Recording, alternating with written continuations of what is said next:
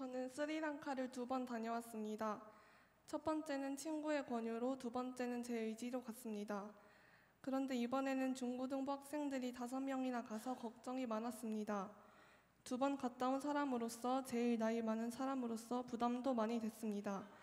하지만 하나님의 은혜 덕분에 오히려 아이들을 걱정하기보다 고마워해야 되는 상황이 됐습니다. 마치 제 마음을 읽기라도 한 듯 먼저 나서서 일해 주었습니다. 하나님께 감사드립니다. 저희는 첫째 날 현지 교회에서 예배를 드렸습니다. 기대를 품은 채 예배가 시작됐고 저는 당황할 수밖에 없었습니다. 정말 무슨 말인지 하나도 몰랐기 때문입니다. 그래도 처음에는 참을만 했지만 듣다 보니 조금씩 힘들어지고 졸리기 시작했습니다. 그때 앞에 앉은 아이 3명이 눈에 띄었습니다. 그 3명은 정말 집중하는 눈빛으로 예배하는 2시간 내내 장난도 치지 않고 열심히 예배를 드렸습니다.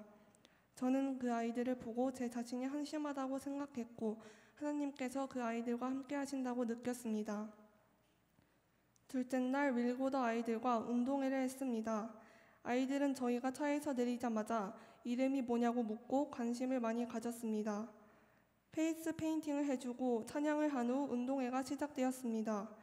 아이들은 정말 즐거워했습니다. 한 번 하면 자리로 가야 하는데 2번 하려고 몰래 들어오는 아이들을 보고 마음이 아팠습니다. 놀 것도 별로 없는 스리랑카에서 아이들에게 놀아주는 일은 정말 뿌듯했습니다.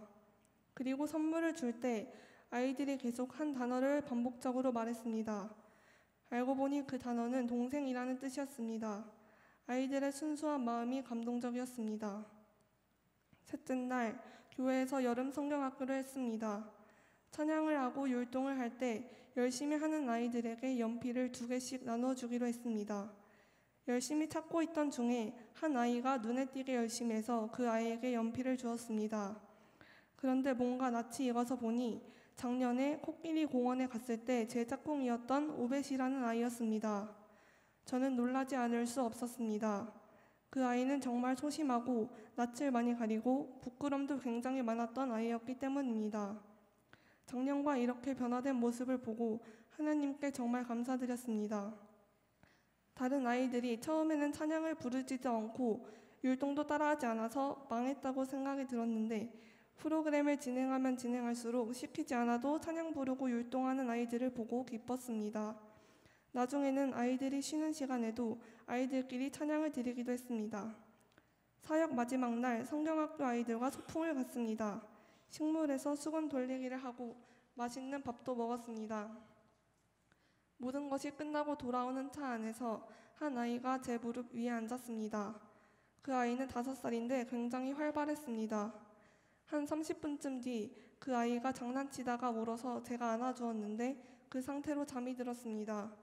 제 품에 안겨 잠든 모습이 정말 천사 같았습니다. 이 아이는 고아라 엄마와 떨어져 있는데 마치 엄마 품에 잠든 아이처럼 새근새근 잘 잤습니다. 그런데 뭔가 따뜻해지는 것을 느꼈습니다. 설마 하고 생각했지만 진짜일 줄은 몰랐습니다. 아이의 자세를 옮겨주려고 들었는데 바지가 다 젖어 있었습니다. 제 치마도 모두 젖어서 지린내가 났습니다. 하지만 하나님께 감사하게도 기분이 하나도 나쁘지 않고 오히려 그 아이를 더 꼭 안아주게 되었습니다. 그러자 그 아이는 저를 더 꼭 안았습니다. 사역하는 내내 신기하게도 저번보다 갈등이나 유혹이 없었습니다. 하나님께서 지켜주신 것입니다. 스리랑카는 불교가 많아서 기독교인을 박해하는 나라입니다.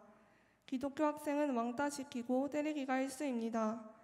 기독교 집안은 전기와 수도를 끊어버립니다. 하지만 저희가 선교하면 한 영혼 구원할 수 있습니다. 시간이 지나면 스리랑카에 기독교가 많아지고 불교나 다른 종교는 없어질 것이라고 정말 확신합니다. 저는 계속 스리랑카 선교를 갈 것입니다. 이렇게 마음먹게 해주신 하나님께 정말 감사드립니다.